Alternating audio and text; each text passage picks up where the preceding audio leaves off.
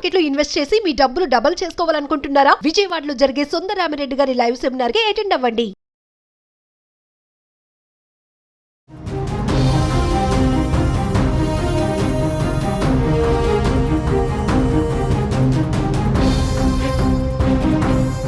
నమస్తే, welcome to Suman TV. ప్రస్తుతం మనతో పాటు ఉన్నారు ఎనలిస్ట్ డాక్టర్ నంది రామేశ్వరరావు గారు. సార్తో మాట్లాడదాం. నమస్తే సార్. నమస్తే సార్, మరి ట్రంప్ 2.0 షురూ అయిపోయింది. ఇప్పటివరకు మనం చేసిన వీడియోలు ఒక ఎత్తు అనుకుంటే ఇప్పుడు నేను చేసేవి ఇంకొక ఎత్తు అనుకోవాలి. రోజు రోజుకి ఓసరల్లా మారుతూనే ఉన్నాయి. ఎస్ అంటే 100 ఏళ్ళ ఉన్నటువంటి విధానాలన్నిటికీ కూడా ఒక్క సంతకంతో చెక్ పెట్టేశాడు ట్రంప్ అంటే ఏం చెప్తారు సార్? అంటే ఇమీడియట్లీ మనం అనుకున్నట్టుగా ఇల్లీగల్ ఇమిగ్రెంట్స్ పైన సంతకం పెడతారని మనం చాలా వీడియోలు చేశాము. మరి అదే అమలు అవుతుంది దీని మీద? ఇందులో చాలా క్రిటికల్ కేర్ అంటారు కదా, పేషెంట్ ఐసీయూ ఉంటుంది తెలుసు కదా, క్రిటికల్ కేర్. అట్లా ఇప్పుడు క్రిటికల్ కేర్లో ఉంది యుఎస్ స్టేజ్. ఎందుకంటే బైడెన్ కొన్ని డెసిషన్ తీసుకుని 78 నుండి 100 డెసిషన్ దాకా ఒకటే సంతకం పెట్టి కాల్ ఆఫ్ చేయమన్నాడు, విచ్ ఈస్ వెరీ అన్ఫార్చునేట్. ఎందుకంటే అంటే గత ఉన్న ప్రెసిడెంట్కి వాల్యూ లేనట్టే కదా. అంతే. నేను తీసుకుని ఇప్పుడు ఈయన వచ్చాక రేపు ఇంకెవడో వస్తే వాడు మళ్ళీ డెసిషన్ తీస్తాడు. దీనివల్ల లాస్ ఎవరికి? పబ్లిక్కి, స్టూడెంట్స్కి, వీసాస్కి. ఇవే కదా ఇమిగ్రేషన్. వాళ్ళ పాలసీ మంచిదే, ఇమిగ్రేషన్ తగ్గించాలనుకోవడం, మేక్ అమెరికా గ్రేట్ అనే పాలసీకి మంచిదే. బట్ దీనివల్ల సైడ్ ఇంపాక్ట్స్ ఏముంటాయి? ఇప్పుడు మన దానికి ఎగ్జాంపుల్ మనం చూసుకుంటే ఏపీ ల్యాండ్ టైటిలింగ్ యాక్ట్లో ఒక పాలసీ పెట్టారు, బౌన్స్ అయింది.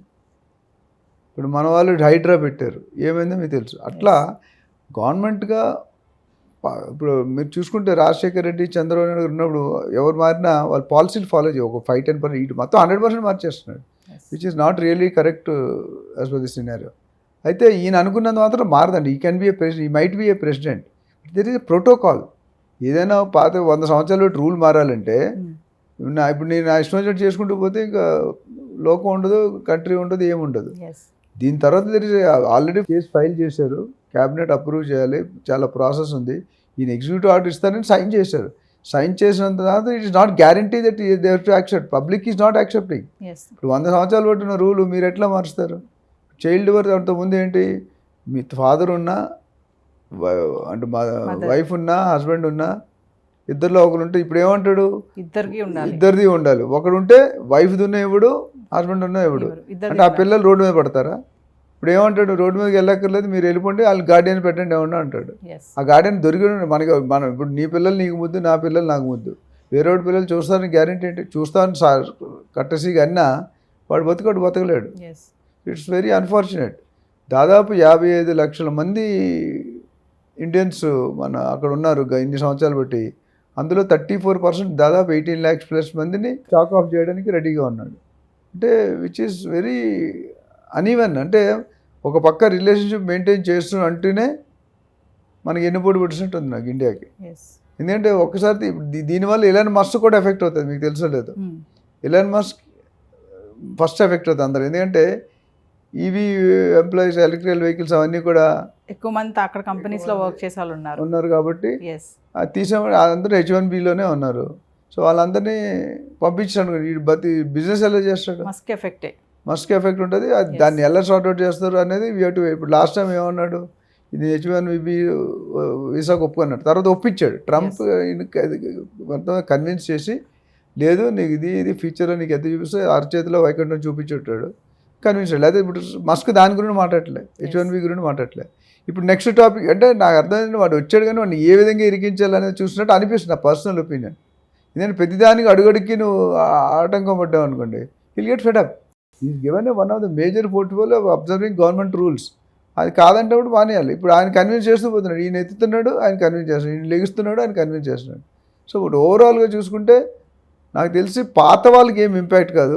గత లాస్ట్ 3, 4, 5 సంవత్సరాలు ఎవరికైతే they are waiting for the citizenship కానీ గ్రీన్ కార్డ్ కానీ వాళ్ళకి ఇంపాక్ట్ ఉంటుంది. ఎందుకంటే వాళ్ళు ఏమంటారంటే February 19th ఏదో డేట్ పెట్టాడు, ఆ డేట్ ముందు అయితే మీకు ఈ చైల్డ్ బర్త్ అనేది ఎఫెక్ట్ కాదు.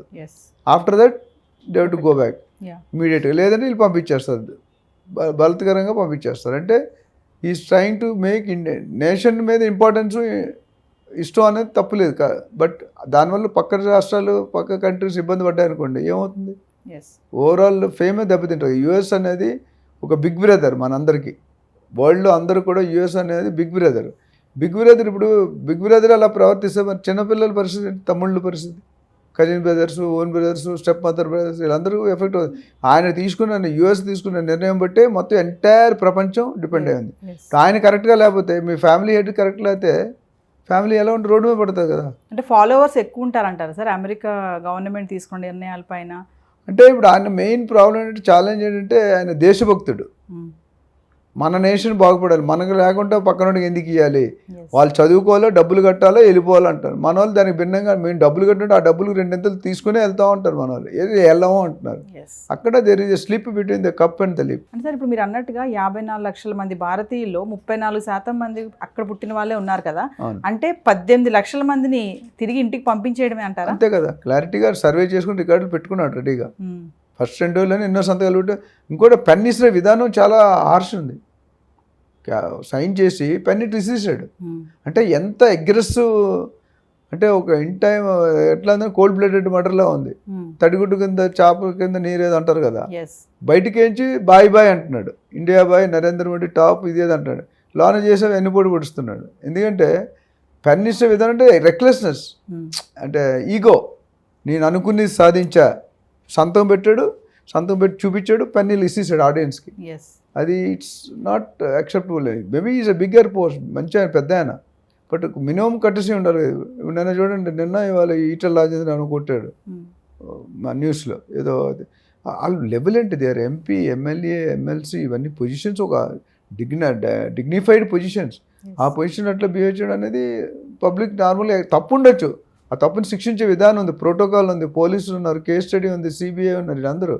ఇక్కడ ట్రంప్ వరకు వచ్చేసరికి ఏంటంటే, ఆయన ఒక నీ భరతం పడతా చూడని ఒక పాట ఉంది తెలుగులో, ఎవరు సోనబాబు కృష్ణ తెలియదు.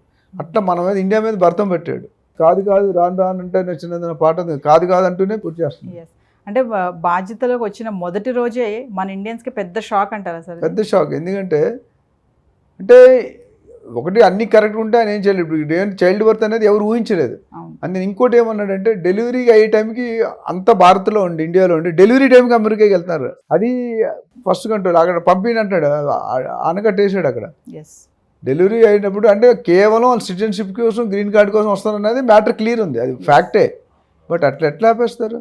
అంటే సార్ ఇప్పుడు ఇల్లీగల్గా వెళ్ళే వాళ్ళందరికీ కూడా డేంజరే, అలర్ట్ అంటారా, నిఘా ఉంటుందంటారా? ఇప్పుడు నన్ను అడిగితే అమెరికాకి వెళ్ళాం ఇంతకుముందు 30 years బ్యాక్ ఉన్న మోజు లేదండి. ఎందుకంటే గడిగడికి ప్రాబ్లం. మా ఫ్రెండ్స్ చాలామంది ఉన్నారు, కాలిఫోర్నియా, టెక్సాస్, డల్లాస్, అన్నిట్లో ఉన్నారు. ఏ రోజు ఎవరిని పీకిదడం తెలియదు, అట్లా ఉన్నారు. ఎప్పుడు మాట్లాడితే అంతమంది హ్యాపీగా మాట్లాడారు. అరే ఇప్పుడు ఎందుకు కదపకు రా, ఎందుకంటే ఎప్పుడు తీయేస్తాడో తెలియదు, పేరు లిస్ట్లో పింక్ స్లిప్ ఎప్పుడు ఇస్తాడో తెలియదు అంటారు. అంటే దినదిన గండంతో బతుకుతున్నారు. విచ్ ఈస్, మనం ఎన్నో డబ్బులు కట్టి మన ఐక్యూ వాడుకుంటున్నారు, మన నాలెడ్జ్ వాడుకుంటున్నారు, మన ఇంటెలిజెన్స్ వాడుకుంటున్నారు. దానికి రెవెన్యూ మన వాళ్ళు ఎంతమంది ఎన్ని ట్యాక్స్లు కట్టి ఎంత రెవెన్యూ జనరేట్ చేస్తారు. మా కజిన్ మొన్న వెళ్ళాడు, ఆటో కార్డులో 13,000 జాబ్ చేసాడు అమీర్పేటలో. ఇప్పుడు సొంత కంపెనీ పెట్టాడు, గవర్నమెంట్లో జాబ్ చేసి రిజైన్ చేసి ఆ ఎక్స్పీరియన్స్తో own firm is giving employment 100-200 people. దానివల్ల గవర్నమెంట్కి రెవెన్యూ వస్తుందో రాదా, ఆ బిజినెస్ టర్న్ ఓవర్ ట్యాక్స్ కడతారు. కాబట్టి ఏంటంటే ఆయన ఒక కసిగా పెట్టుకున్నాడు, ఏదైతే డెమోక్రటిక్ చేస్తారో రిపబ్లిక్ని ఒప్పుకోకూడదు. అపోజిషన్, మన అపోజిషన్ పేరు ఎట్లా, రూలింగ్ గవర్నమెంట్ చెప్పేదని అపోజ్ చేయడం అపోజిషన్. సో ఓవరాల్గా చూసుకుంటే it's a severe attack. And మన అది కోలుకోవడానికి కొద్దిగా డెఫినెట్గా టైం పడుతుంది అనుకుంటున్నాను. బార్డర్ దగ్గర కూడా సెక్యూరిటీ టైట్గా కూడా పెడుతున్నారని కూడా చెప్పారు. బయట లాన్ రానివ్వకుండా టైట్ చేశారు.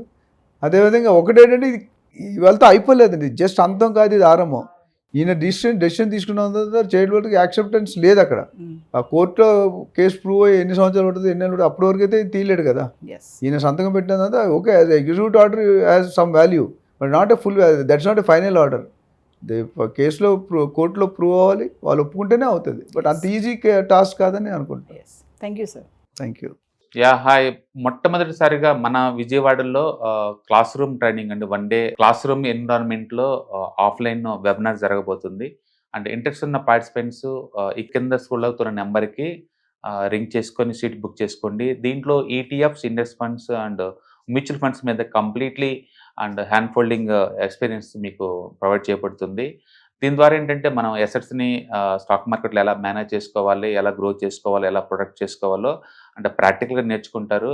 అండ్ ఇప్పటి వరకు మనం ఆన్లైన్లోనే మీరు అటెండ్ అవుతున్నారు. ఇక నుంచి మీరు మన విజయవాడ సిటీలోనే అండ్ లైవ్లో క్లాస్ రూమ్ ఎన్విరాన్మెంట్లో నేర్చుకునే ఛాన్స్ దొరుకుతుంది. కాబట్టి ఇంట్రెస్ట్ ఉన్న పార్టిసిపెంట్స్ కింద స్క్రోల్ అవుతున్న నెంబర్కి పింగ్ చేసి సీటు రిజర్వ్ చేసుకోండి. Thank you.